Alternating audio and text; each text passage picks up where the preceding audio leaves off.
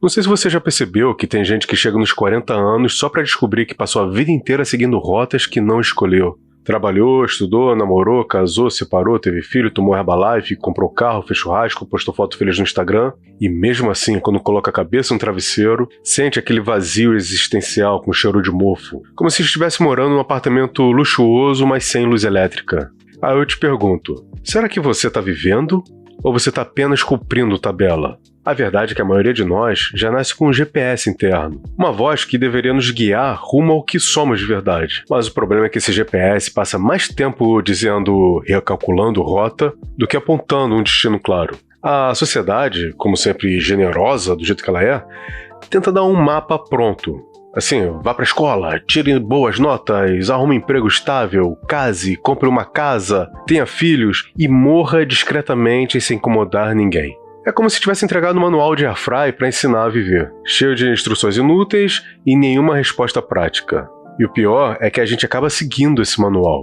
Porque se todo mundo vai na mesma direção, então deve ser o caminho certo, né? Aí a vida acaba virando um congestionamento espiritual na marginal Tietê da existência. Milhares de pessoas paradas, buzinas existenciais tocando, cada um olhando pro carro do lado e pensando, ué, mas se ele também tá aqui, então a gente deve estar todo mundo certo. Só que, cá entre nós, seguir esse manual não é tão eficaz quanto ler o tutorial de uma impressora dos anos 90. Você lembra disso? 100 páginas, 7 idiomas e nenhuma solução para a folha que insiste em travar. Assim é a vida. Você faz tudo certo e ainda assim sente que está imprimindo torto. E aí vem a ironia. Quanto mais tentamos seguir o caminho certo, mais nos afastamos de nós mesmos. Somos especialistas em decorar a lição de moral que a sociedade escreveu, mas completos analfabetos quando o assunto é ler o próprio desejo. É como tentar usar o Google Maps no meio da floresta amazônica. O celular insiste que você está no mar, e a bússola gira igual ao peão da casa própria. Mas e se o verdadeiro começo da vida não tiver nesse manual pré-fabricado? E se o erro for justamente confiar demais no GPS social, que nos guia para destino que não tem nada a ver com quem a gente é? Talvez a vida só comece de verdade quando a gente tem coragem de desligar esse aplicativo existencial e se perder. Mas assim, se perder feio, sem ponto de referência, sem ponto de ônibus próximo. Porque só quando a gente se perde do mundo é que a gente tem a chance de se encontrar em si. E é nesse ponto que surge a minha primeira grande crise. Quando percebemos que não somos o personagem que nos ensinaram a interpretar. O problema é que a maioria nem sabe que está atuando, está preso num grande cosplay social. Se a vida fosse um teatro, seriam daqueles bem ruinzinho, tipo peça de colégio com um cenário de papelão mal pintado, um professor de arte desempregado gritando "Entre em cena, Zezinho!", porque é assim que a gente faz, entra em cena. Não porque sabe o texto, mas porque disseram que o papel é seu, agora é sua vez. Desde cedo nos entrega uma pilha de máscaras sociais. Essa aqui é do bom aluno, essa daqui é do cidadão de bem que assusta crianças e velhinhas. Essa aqui é do profissional dedicado que adora a reunião de segunda-feira às 8 da manhã. E lá vamos nós, com cara de figurante cansado, representando uma peça que não escrevemos. O detalhe é que a peça ela não tem intervalo, não tem aplauso e ainda exige que você sorria como se estivesse adorando tudo isso. É curioso, né? Alguns interpretam tão bem o papel que até esquece quem são. O sujeito acorda cedo, veste a roupa certa, fala as frases certas, cumpre todos os protocolos da etiqueta social como se fosse um robô programado para agradar. Só que no fundo, existe aquele incômodo silencioso, como um sapato de número menor. Você pode até andar, mas nunca sem sentir dor. E aí, quando alguém ousa tirar essa máscara social, o público todo se desespera. Como assim você não quer seguir a carreira na nossa empresa? Como assim você não quer casar? Como assim você prefere ter pet e não ter filhos? É quase como se você tivesse quebrado a quarta parede e olhado diretamente para a plateia denunciando: gente, isso aqui tudo é uma encenação. A sociedade adora criticar o ator que esquece a fala, mas nunca questiona o roteirista. E roteiristas, vamos ser honestos, nem sempre é um bom autor, né? Ele pede pro ChatGPT escrever histórias previsíveis, cheias de clichês e sem final feliz. O papel do bem-sucedido é o mesmo para todo mundo. Trabalhar muito, ganhar algum dinheiro, ter um carro parcelado 60 vezes, postar fotos sorrindo em viagens financiadas no cartão, fingir que a vida tá nos trilhos, que você não tá tomando remédio tarja preta. É a comédia pastelão mais longa da história. Só que Jung, aquele suíço nada suíço no quesito paciência com a hipocrisia, nos lembra: você não é o papel que interpreta. Você é o ator por trás da máscara. É o sujeito que se esconde no camarim. É a pessoa que nunca teve coragem de improvisar. E aí eu trago uma outra ironia. Enquanto buscamos a perfeição no palco social, vamos acumulando vergonha no espelho. Porque quando a luz da ribalta apaga e você fica ali sozinho, sem público, sem roteiro, sem máscara, é aí que a verdade aparece. E na maioria das vezes a verdade dá medo. Porque olhar para o próprio espelho pode ser o mesmo que encarar um estranho. E é exatamente nesse ponto que vai começar a próxima cena da sua tragédia cômica. O encontro com o espelho e o desconforto de descobrir que, atrás da maquiagem, pode estar alguém que você nunca conheceu antes. Aí tá, né? Um dia você acorda, olha pro espelho e... surpresa! Não se reconhece. O sujeito refletido até parece você, o mesmo cabelo, ou no meu caso, a mesma careca, o mesmo nariz, a mesma ruga de preocupação parcelada em 48 vezes, mas tem alguma coisa estranha naquele olhar. É como se tivesse um estranho morando na sua cara. Você se pergunta, quem é esse cara que tá pagando meus boletos, vai no mercado, dá bom dia no elevador e finge que tá feliz na reunião do Zoom? E a resposta pode doer. Talvez esse cara não seja você. Talvez seja apenas o personagem social que você aprendeu a interpretar. O problema é que, depois de anos no papel, você acredita que a máscara é o rosto. Carl Jung dizia que existe um tal de self, o eu mais profundo, o núcleo que carrega a essência de quem somos de verdade. Mas encontrar esse self é mais difícil que encontrar sinal de Wi-Fi no meio da estrada. Porque antes de chegar nele, você precisa encarar o inconsciente. Aquela parte escura, bagunçada, que a gente evita como o quarto de adolescente. É nesse porão que estão as sombras, os medos, os desejos escondidos e até as verdades inconvenientes. Aquelas que a gente esconde até de nós mesmos. E é justamente por isso que encarar o espelho é tão desconfortável. Não é o reflexo que assusta, é o que não aparece nele. Todas as partes nossas que varremos para debaixo do tapete existencial. A sombra, ela não some, ela só muda de lugar. E quando finalmente aparece, é sempre em horário de pico emocional. Crise no relacionamento, burnout no trabalho, ansiedade de domingo à noite. É a vida dizendo, ô queridão, o estranho no espelho sou eu e eu sou você. Ah, e tem mais uma coisa, essa revelação ela não vem como poesia suave, ela vem como um tapa na cara. A descoberta de si raramente chega no café da manhã com pedra de pão de queijo e carinho. Geralmente aparece no meio do caos. Aquela ressaca emocional, o choro no banheiro do trabalho, a sensação de vazio no meio da festa. É ali que o estranho do espelho dá um sorriso cínico e diz, prazer, eu tava te esperando. E claro, como bons humanos, a primeira reação é fugir. Trocar de roupa, mudar de cabelo, viajar, comprar um curso de meditação online, fazer tatuagem com frase em latim. Mas, cedo ou tarde, você percebe que não adianta correr. O espelho vai junto na mala. Então talvez a verdadeira coragem não seja se olhar com admiração, mas se olhar com sinceridade. Admitir que aquele estranho é você e que isso não é um erro, mas um convite. Porque só quando aceitamos esse encontro desconfortável é que existe chance de nos tornarmos inteiros. E aqui entra a ironia mais cruel. Enquanto a gente tenta descobrir quem a gente é, o mundo lá fora exige que a gente mantenha a performance. É preciso sorrir pro LinkedIn, responder e-mails, bater meta, pagar boleto. É tal da sociedade da performance que cobra que sejamos super-humanos. Enquanto por dentro, ainda estamos tentando descobrir se somos humanos de verdade. Não é nada fácil viver na era da performance. É preciso performar no trabalho, performar no amor, performar nas redes sociais. Até o lazer precisa ser performático. Você não vai simplesmente à praia. Você vai à praia para postar stories na praia. Não basta tomar café. Tem que postar a foto do café com filtro sépia e legenda motivacional roubada da Clarice Lispector. Somos uma sociedade inteira que não vive. Ensaia para uma plateia invisível da internet. O problema é que quanto mais nos esforçamos para aparecer, menos tempo sobra para ser. É como se estivéssemos com o Wi-Fi da alma fora do ar, conectados a tudo, mas desligados de nós mesmos. A notificação chega, vibra, apita, pisca, e o coração, coitado, tá no modo avião já faz, anos. A ironia é cruel.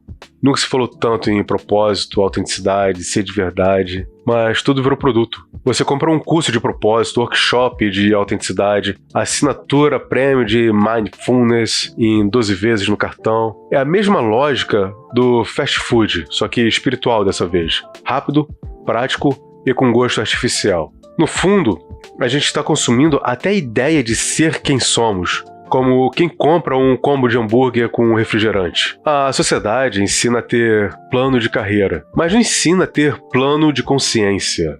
E é por isso que tanta gente acorda um dia com um diploma na parede, carro na garagem, família sorrindo na foto e uma angústia que não cabe no peito. Porque o script da vida moderna funciona muito bem para fabricar robôs produtivos, mas muito mal para formar seres humanos inteiros. E aí surge a sensação de que estamos numa maratona sem linha de chegada. Correr, correr, correr, competir, competir, competir, mas ninguém para perguntar: correr para onde, meu filho?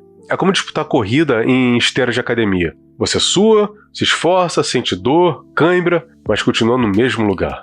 A verdade é que essa obsessão pela performance é só uma cortina de fumaça para esconder o vazio. O sujeito sorri na foto, mas chora no banheiro. A mulher faz yoga para postar no Instagram, mas não consegue ficar 5 minutos em silêncio com os próprios pensamentos. E a cada like, cada comentário, cada parabéns, você é incrível, o vazio volta maior.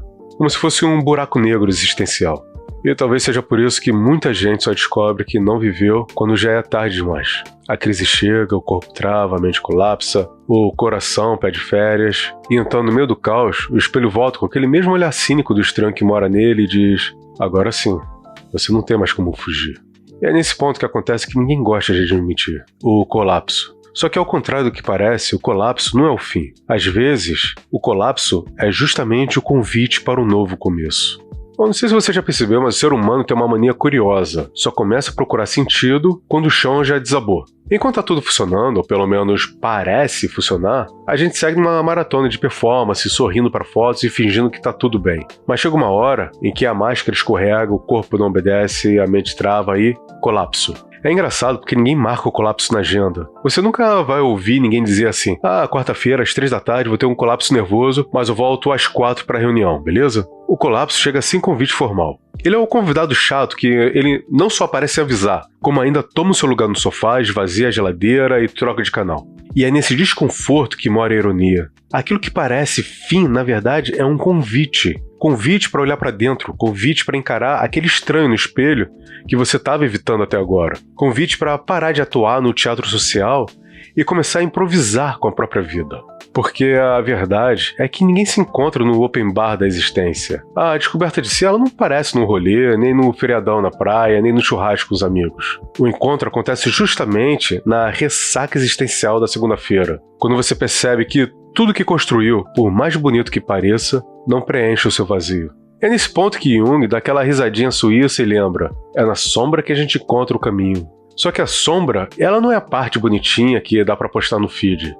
A sombra é a pilha de sentimentos, medos e desejos que a gente tentou varrer para debaixo do tapete existencial. E quando o tapete não aguenta mais, tudo escapa pelos cantos. O colapso é justamente isso, o vazamento inevitável daquilo que você tentou esconder por anos. E claro, nosso primeiro instinto é resistir. Correr, se distrair, viajar, comprar coisa, beber, trabalhar mais. Mas quanto mais a gente foge, mais o colapso corre atrás. Porque ele não é um inimigo, ele é um mensageiro. Ele não veio para destruir, ele veio para te avisar. Você não pode mais continuar sendo quem não é. E é nesse ponto que, entre lágrimas, crises e gargalhadas nervosas, surge a oportunidade que ninguém quer, mas que todo mundo precisa. A chance de se reconstruir. Não se trata de voltar a ser quem você era, mas de começar a ser quem você nunca foi. E é aí que a vida pode finalmente dar seu primeiro passo verdadeiro. Porque depois que o colapso derruba as paredes falsas, sobra só você nu, cru, sem máscara e sem roteiro. Assustador? Sim. Libertador? Também.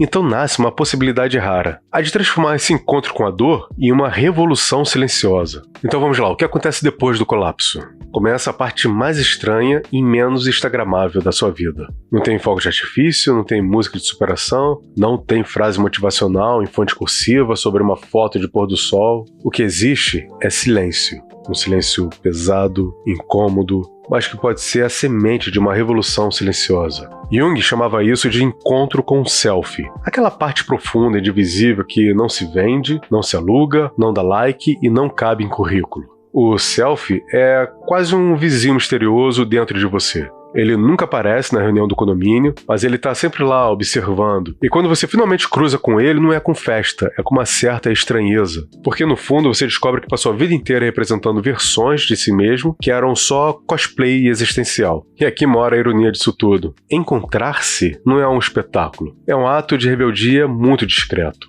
Não é sair por aí gritando na fila do supermercado: Viva, eu me encontrei! É começar a dizer pequenos nãos. Não ao emprego que está sugando a sua alma. Não ao relacionamento que exige uma versão adulterada de você. Não às máscaras sociais que transformam a sua vida numa peça ruim. É como se você estivesse trocando a senha do Wi-Fi da alma e finalmente parasse de dividir com os vizinhos indesejados. Essa revolução, ela não tem bandeiras, não tem hino, não tem marketing. É íntima, quase invisível. Só você sabe. Mas o curioso é que, quando você se encontra, o mundo inteiro percebe. O olhar muda, o jeito de andar muda, o silêncio ele ganha uma densidade diferente. É como se pela primeira vez na vida você tivesse parado de andar em círculos e tivesse colocado os pés em chão firme. E, claro, isso incomoda. A sociedade adora pessoas obedientes, previsíveis, que seguem o manual e não fazem perguntas. Gente que se encontra se torna perigosa, porque não dá mais pra manipular. Quem se encontra não compra felicidade em 12 vezes. Não acredita em todas as propagandas, não precisa provar nada pra ninguém. Esse tipo de pessoa ela não é barulhenta, mas ela é profundamente subversiva. Se encontrar é perceber que a maior mudança não é no mundo lá fora, mas no palco vazio bem aqui dentro do peito. Porque quando você para de ser o personagem, sobra um espaço que nunca existiu, o espaço de ser você mesmo. Esse simples gesto, essa pequena revolução íntima, pode ser a coisa mais transformadora da vida. Só que aqui vale o aviso, não fica esperando aplauso. O selfie ele não precisa de plateia, ele só precisa de presença. A vida verdadeira não começa quando os outros reconhecem quem você é. Ela recomeça quando você finalmente reconhece a si mesmo. E é nesse instante, nesse palco deserto, sem roteiro, sem maquiagem, que a vida finalmente começa. Então chegamos ao grande ato final. O palco está vazio, a plateia foi embora, ou talvez a plateia nunca tenha existido. Não tem figurante, não tem aplauso, não tem roteiro para seguir. Só existe você sozinho, com a vida à sua frente e a estranha sensação de que finalmente você pode escolher quem você quer ser. Esse é o momento mais perigoso e libertador, estar nu diante de si mesmo. A vida que você conheceu até agora era só ensaio, e convenhamos, era um ensaio muito ruim.